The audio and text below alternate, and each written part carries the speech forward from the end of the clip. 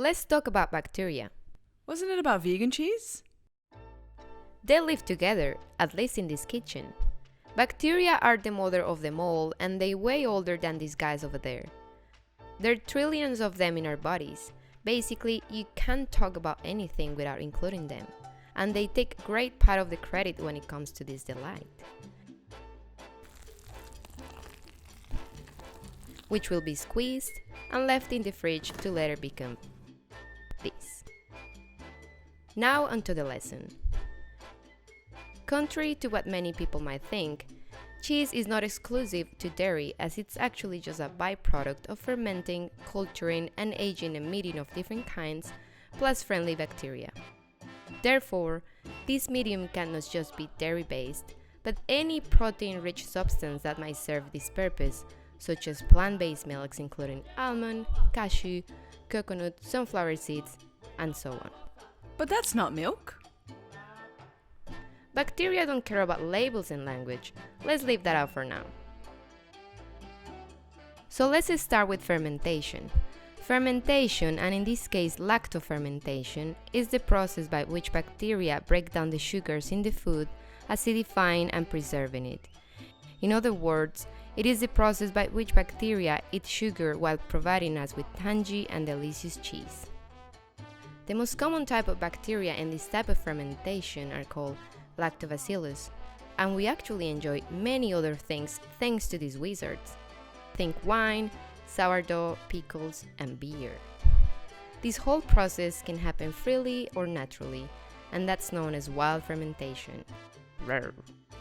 On the other hand, culturing is a very similar process that also relies on friendly bacteria, but the difference is that it involves an external source, in this case, the cheesemaker. This agent decides the time, the exposure to the bacteria, and levels of humidity. They might also add yeast, mold, or any other bacterial culture to the process. Finally, aging is basically time. For example, forgetting the cheese only later to discover an absolute gem in your fridge. For all these reasons, the cheese-making process is an experiment itself, and the vegan cheese potential is for many yet to be discovered.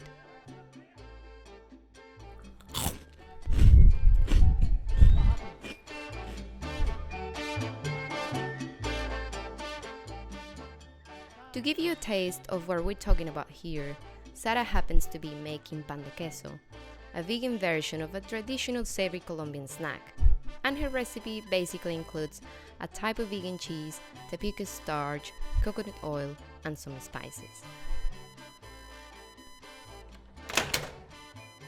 For the process of culturing vegan cheese, there are plenty of options because, as you may imagine by now, bacteria can thrive in many ways. But to keep it simple, let's say that Sara has used raw almonds and a probiotic capsule as the main ingredients for making her cheese. Essentially, this recipe of pan de queso is a byproduct of the byproduct. What? Believe it or not, Sara's first attempt of cultured cheese turned out to be a dodgy mix covered with a dodgy pink layer that most likely wasn't safe for food consumption. But she just ate the whole thing anyway. After this experience, she has learned a few things and now knows that if it's pink, it goes directly to the sink. She reckons all this is like journaling and involves serious levels of patience, observation, and gut trust. Skills that, under her perspective, we should cultivate way more in our daily lives.